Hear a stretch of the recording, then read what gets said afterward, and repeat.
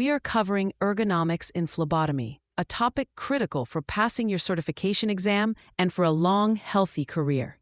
The exam will not ask you to define ergonomics. Instead, it will present scenarios to test if you can apply ergonomic principles to prevent injury.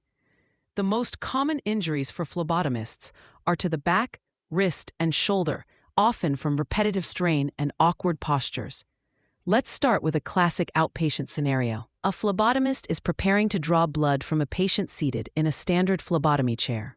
The phlebotomist, who is tall, notices they have to hunch over to reach the patient's arm comfortably. What is the best course of action? Your options might include proceeding with the draw, asking the patient to sit on a cushion, or adjusting the phlebotomist's chair height. The correct answer is always to adjust the equipment.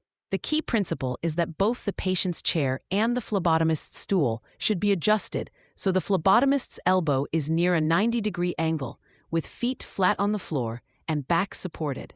Hunching over, even slightly for hundreds of draws, leads to chronic back pain. An exam trap is to choose an option that prioritizes patient comfort over the phlebotomist's safety. The correct approach ensures both are properly positioned.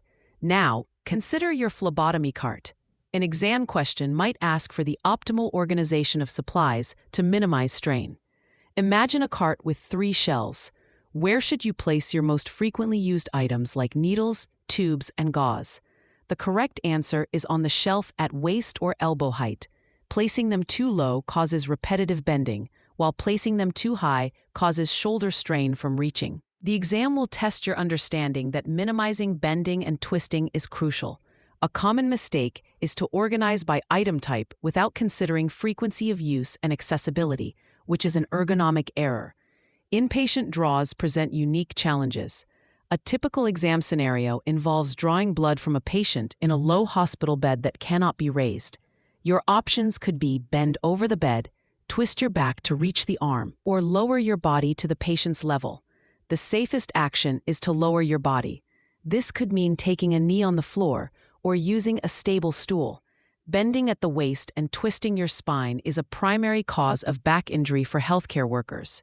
The exam wants to see that you can protect your back above all else. Never sacrifice your posture for a difficult draw. Repetitive strain injuries, like carpal tunnel syndrome, are also a major focus. These develop over time from repeated, forceful, or awkward hand and wrist movements. An exam question might ask which action is most likely to cause a repetitive strain injury. Look for answers like gripping the tube holder too tightly, using a forceful twisting motion to invert tubes, or repeatedly pounding a tube onto the needle to ensure a good fit. The correct technique involves a neutral wrist position and smooth, fluid motions. To help you remember these core principles, use this phrase: "Don't twist for the stick, adjust for the prick." This mental shortcut reminds you to always take a moment to adjust your chair, your cart, and your body position before you ever insert the needle. Proper positioning is not a luxury, it's a safety standard tested on your exam. The most common injuries are preventable, and the exam expects you to know how. For free practice questions, AI-powered explanations, and more exam prep tools, visit openexamprep.com. That's openexamprep, all one word, .com.